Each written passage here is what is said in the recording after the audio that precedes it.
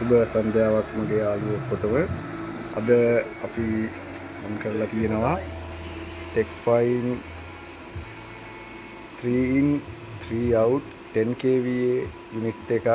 ඉතින් මේක ඇතුළ ඉතින් මම අද බැලුවේ මගේ යාළුවන්ට මේ TechFine යුනිට් එකේ ඇතුළත කොහොමද කියන දේ පෙන්වන්න. මේ යුනිට් එක නම් ටිකක් වැඩිපුර කාලයක් දුවපු යුනිට් එකක්. ඔයගොල්ලන්ට පේනවා ඇති බැටරි තියෙන හරිය එහෙම පොඩ්ඩක් කොරෝෂන් ගතියක් තියෙනවා. බස් කැප් ටික එතන තියෙනවා. මේ තියෙන බස් කැප් ටික. මේ තියෙන්නේ අවුට්පුට් ඉන්වර්ටර් බෝඩ් එක. එතන පවර් සප්ලයි එක තියෙනවා. ඊගාවට ඉන්ඩක්ටර්ස් ටික.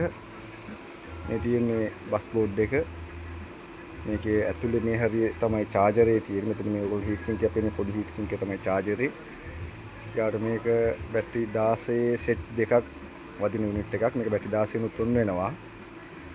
දැන් මේ යුනිට් එක රිපෙයාර් කරලා ඉවර වෙලා ඔන් කරලා තමයි දැන් තියෙන්නේ.